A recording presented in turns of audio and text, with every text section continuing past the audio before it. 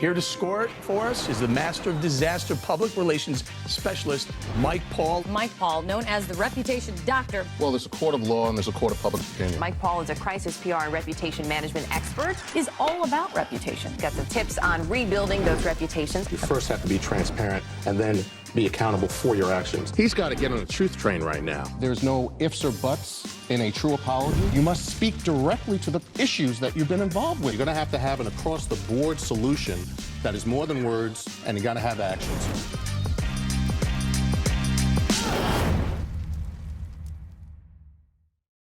Dominique Shelton Leipzig is the author of Trust, Responsible AI, Innovation, Privacy, and Data Leadership. She is also a privacy and cybersecurity partner at Mayer Brown, a leading law firm. While leading global data innovation, she counsels CEOs and board members on smart digital governance. She has trained over 50,000 professionals in AI, privacy, and cyber. For decades, Dominique has studied legal trends to accurately forecast digital risks and opportunities. Companies with a collective market cap of $3 trillion in US dollars have benefited from her insights. Trust is Dominique's fourth book. Her articles include a Financial Times op-ed concerning cross-border transfers that the White House adopted. She founded the Digital Trust Summit for leaders to reimagine effective data oversight, named a Diligent Modern Governance 100 leader, and an LA Times legal visionary, and she has won 24 awards. A board member of the AI Governance Center and the International Association of Privacy Professionals, she is certified in privacy and board governance. And Dominique is the co-founder of NxtWork, dedicated to diverse leadership, especially at the corporate board level. Dominique, welcome to Reputations in Crisis. I'm so blessed to have you on the show. Mike, I'm just so thrilled that you asked me, and I'm so glad to be here with you. So let's get into it. First, I want to ask a pretty obvious question. For those who are laymen who watch this show and also need to learn a lot more about artificial intelligence, which we then call throughout the show AI, and cybersecurity, why did you name the book Trust? Why is trust in these key areas so important for an average citizen or an average consumer? So for the average citizen, trust is critical because when you think about it, you can't have any relationship, not just with technology, but with anyone, if trust is not present. This issue of trust as it relates to AI is on the minds of every CEO and board member as they're discussing this right now in Switzerland at Davos. And why is that? What has changed, let's say, in the past 3 or 4 years that makes this a top issue versus other top issues at Davos as early as just a few years ago? Yeah, I was looking at this year's conference, and the theme of it is rebuilding trust. And when you look at the global risk report that Davos published, on page 50, there's some juicy language there, and they say that AI has risen to the top 10 risks because of downstream risks could endanger political systems, economic markets, and global security and stability. So that's why we've got to talk about trust and artificial intelligence right now. So this show's about crises, and we won't get into particular company names, but let's get into some various scenarios of counsel. What do you think are, let's say, the top 3 concerns and risks that a consumer needs to be concerned about in utilizing either artificial intelligence or concerns for their own use of cybersecurity, let's say, with everything from their credit cards to the medical reports and other important data that are in their lives? Yeah, Mike. So this is really great that consumers can control what they put into AI. And what I tell consumers is exactly what the tech companies tell them in the terms, but a lot of times people don't read those. I understand. But you shouldn't put anything into an AI, a chatbot, for example, that you wouldn't put on social media. But we know a lot of people are doing crazy things on social media. So the converse of that is we, as the experts, should be prepared for consumers doing some crazy things with AI. What would be an example of a risk that could be harmful, not just to a consumer, but to a company that is developing their own tools for their own workers in the thousands, let's say, all over the world?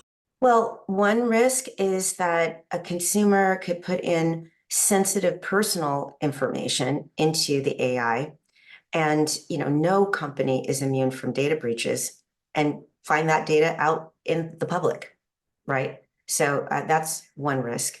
The way to solve that is to follow the terms that are on the AI tools. The big providers, right, all have language saying, don't put sensitive data into our AI chatbot.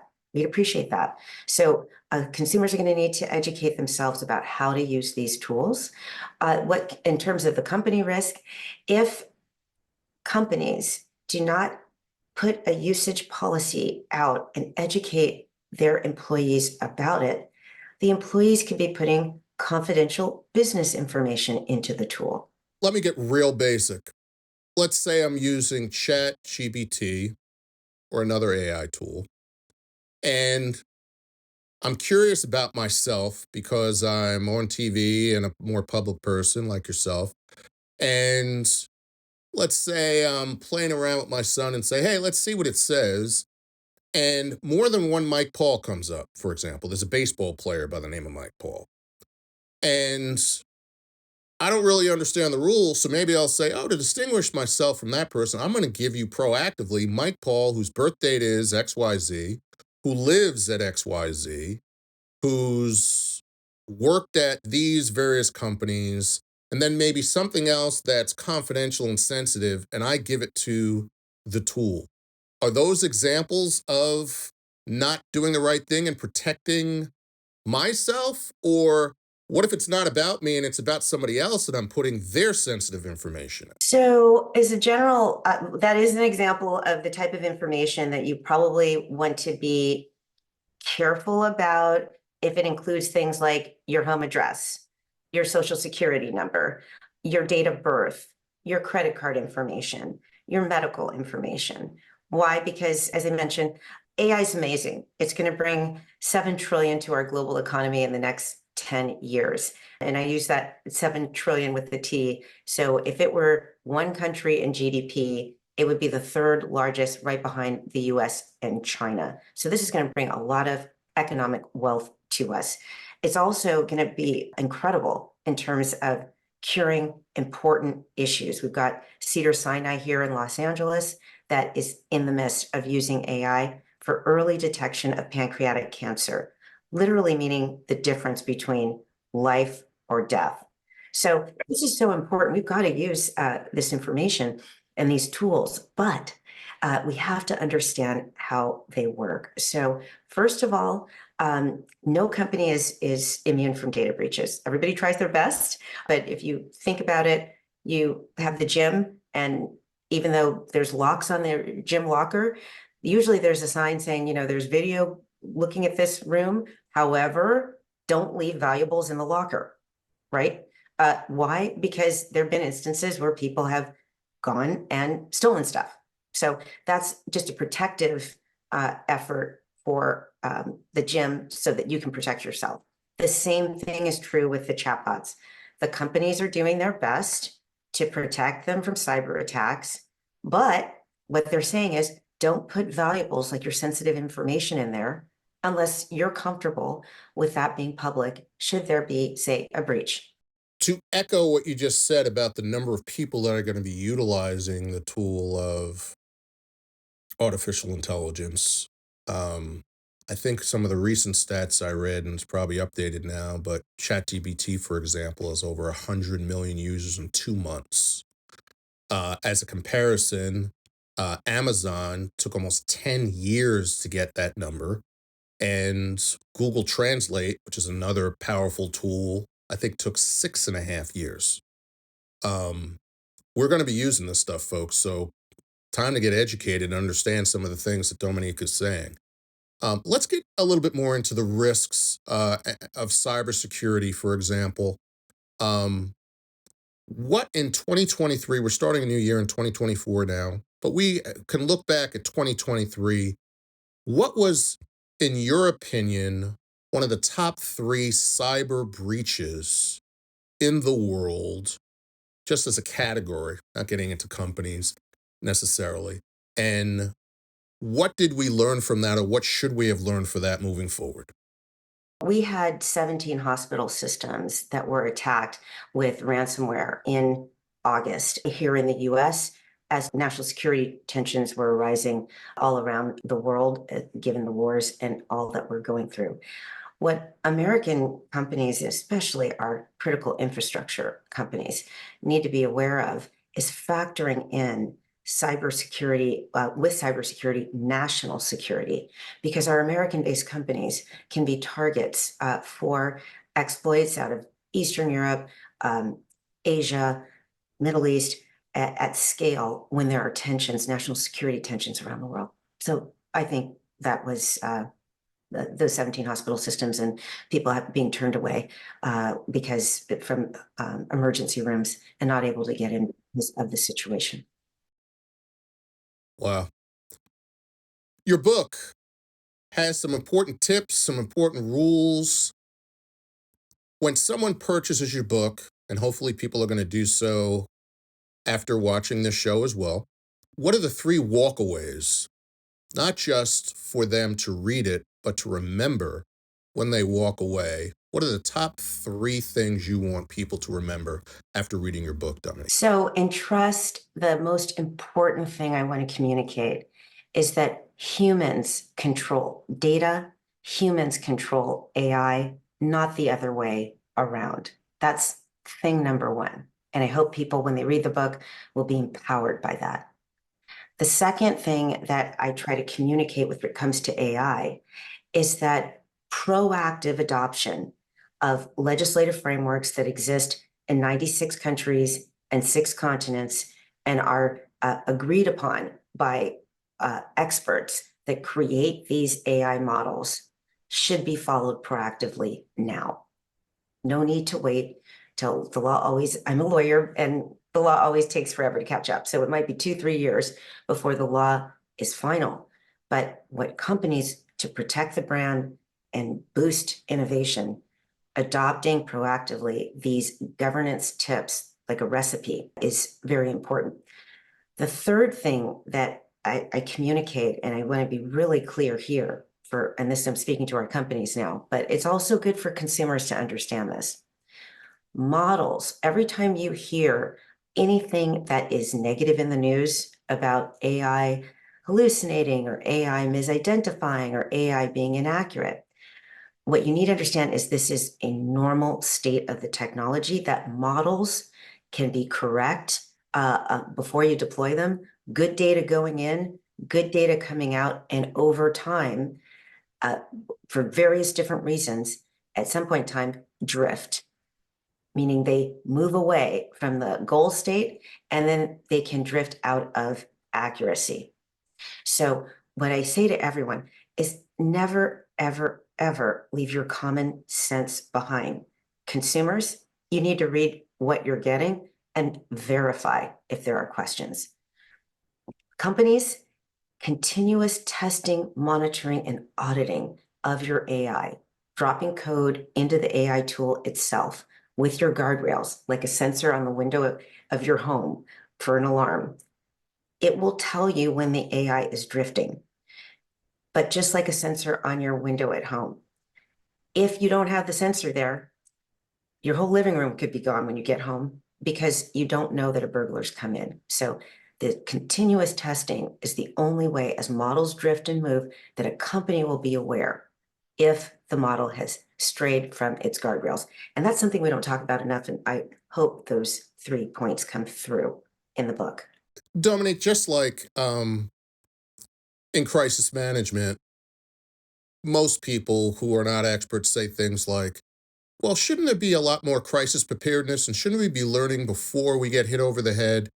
And of course, the answer is yes, we would love for most people to do so. But human nature, sadly, is the opposite of that. And I asked that to set up this question.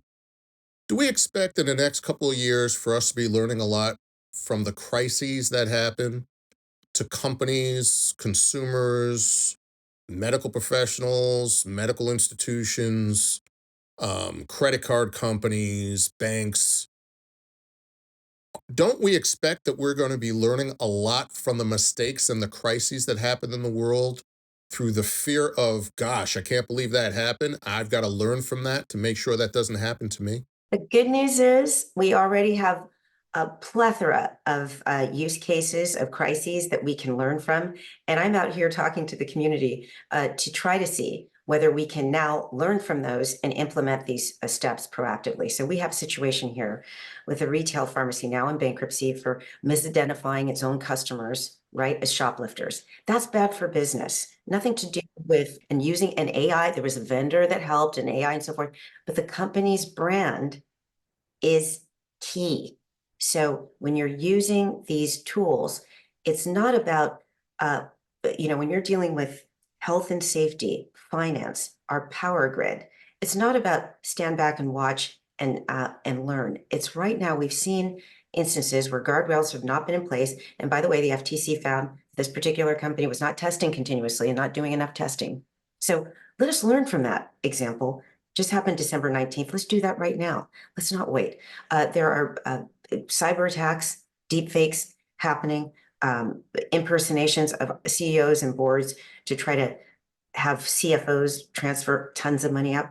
We don't need to keep being duped. We already know this. So what I'm out here talking about in trust are solutions so that, yes, there will be crises, but we want we can control how many of those are. And by proactively adopting these guardrails, high quality data, continuously testing, monitoring, and auditing, having logging data so the technical people can fix the model at the right time, humans in the loop to fix the model when it strays, and basically stop using a model if you can't fix it.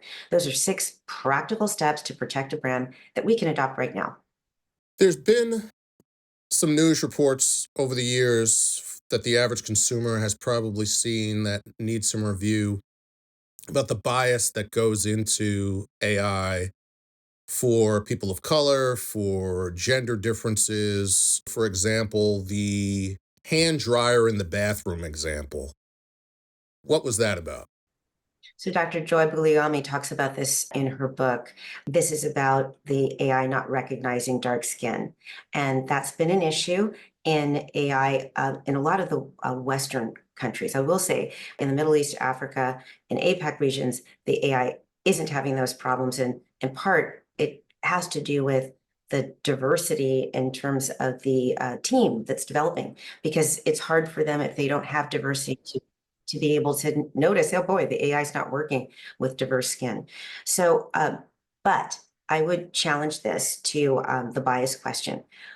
We do not need to sit and be a wash and bias, which is bad for the brand. It's bad for society. It's bad for, these risks that the World Economic Forum noted in their global risk report this year. Bias was up there with AI as part of the issue. We can solve it with proactively testing, monitoring, and auditing for bias. Okay, so you're a company and you're licensing on an AI model and building your own application on top. There's nothing in the world stopping you, say it's for HR, to go to your EEOC person or whoever deals with bias in the company and get the guardrails that the company's already using for reporting purposes and stick that in the model. So the model knows where your risk tolerance is. If you went 33% women, 33% men, 33% gender nonconforming, et cetera, right? The model's not going to know that. So the guardrails need to be there. You could go down to 20 or up to 50. The guardrails need to be there so that you can be alerted when the AI is drifting outside of your specs and the human comes in and fix the model, not with bias at scale happening, but real time.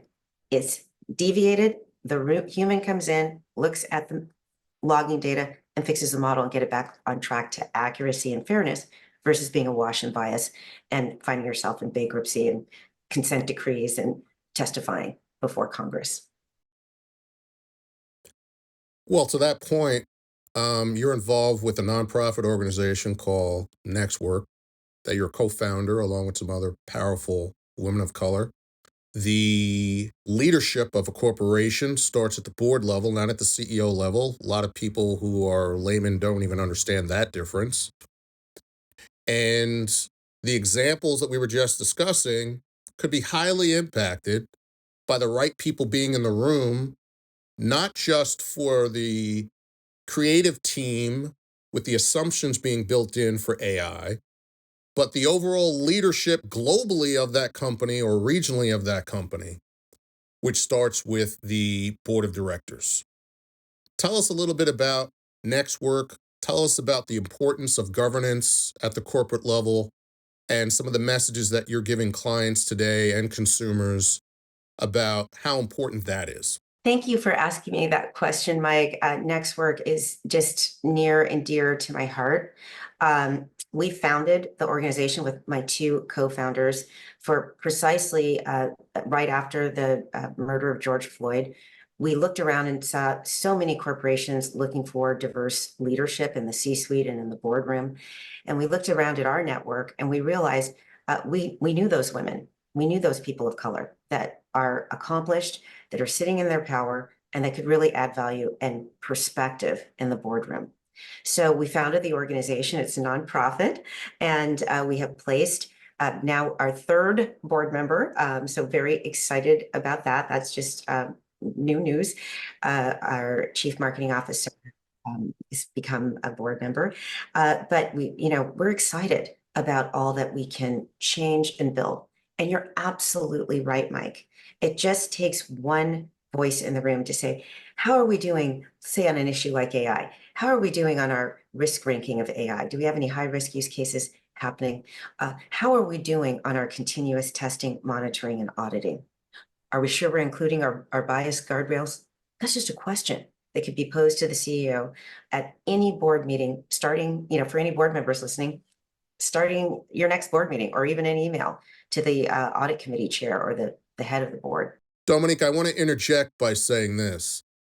NxtWork is not like a lot of other organizations out there. So for example, the mission is not just to place more women of color onto corporate boards. There are women that you know in the dozens who have managed the amount of money that doesn't start with a B, it starts with a T, trillion. Explain that difference.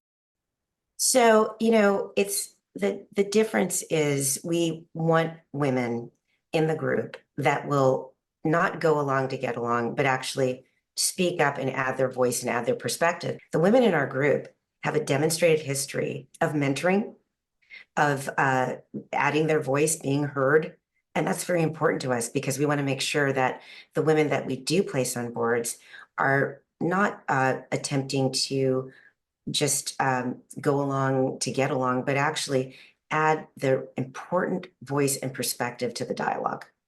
And have experience working with some major corporations, either directly or counseling, in high market cap industries around the world, which is a nice way of saying we exist. They're leading teams and leading P&L in companies with market cap of over 4 trillion. So I'm so excited about our members who are diverse women and their accomplishments. You've got something special coming in March, an important conference at Brown. Tell us a bit about that, Dominique. Yes, I founded the Digital Trust Summit last year.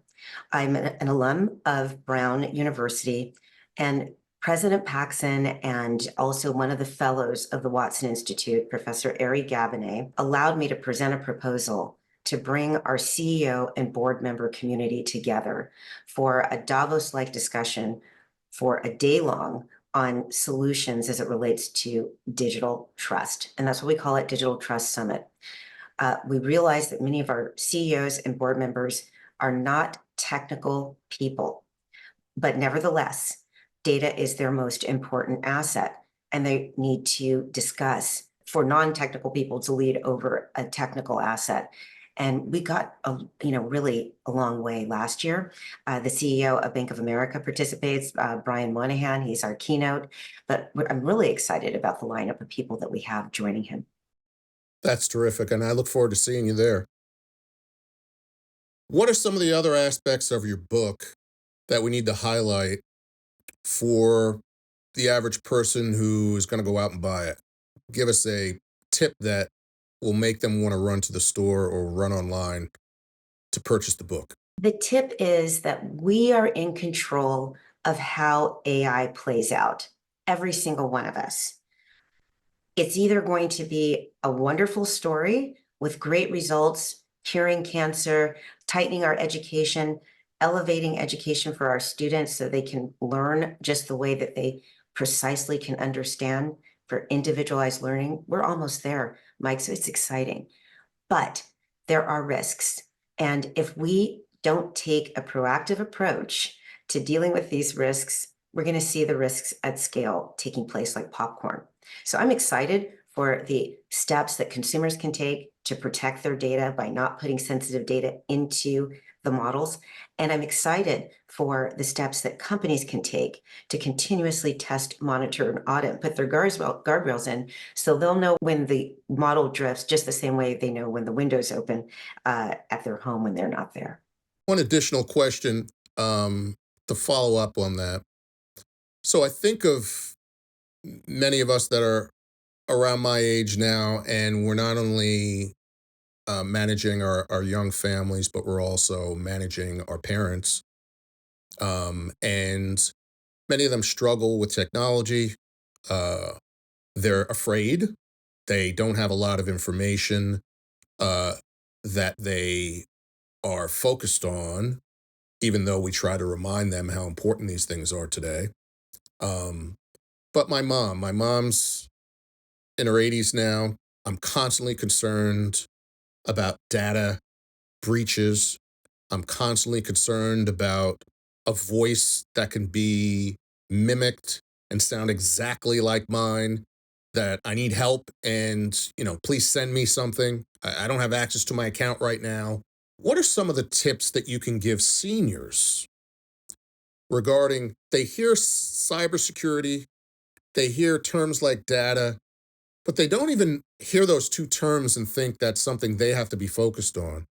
Give me 3 tips for seniors, just in general, that they should really be focusing on as though you're talking to a member of your own family. Yes. So for our senior community, all of this comes down to communication.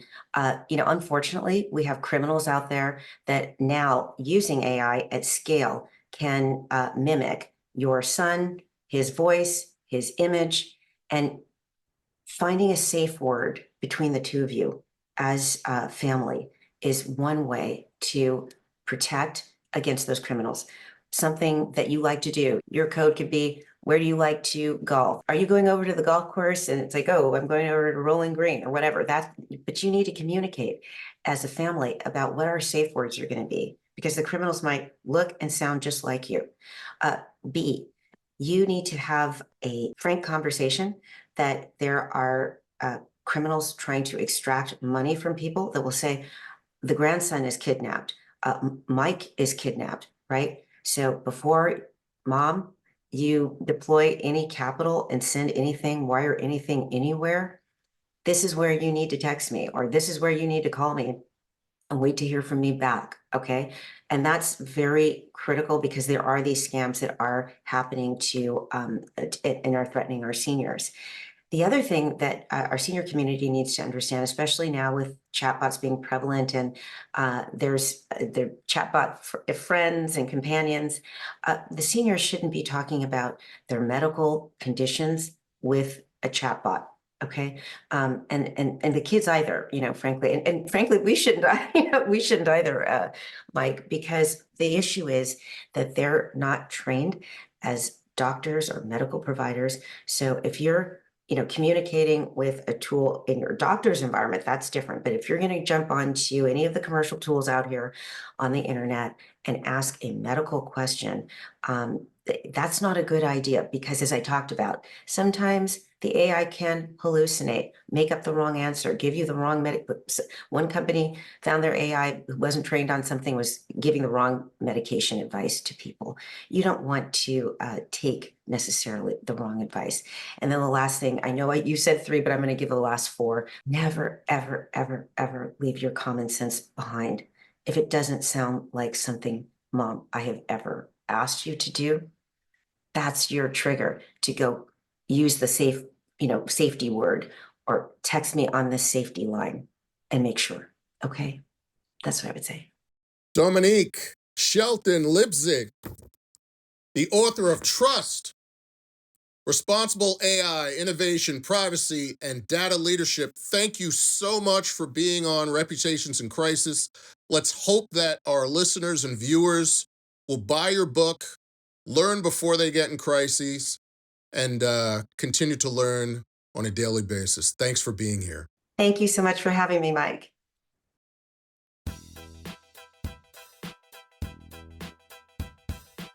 This week's t-shirt is Muhammad Ali, float like a butterfly, sting like a bee. He recently had another birthday. He's passed. May he rest in peace. We had another champion on the show today, Dominique. 2 great people, 2 great champions. That's our t-shirt of the week.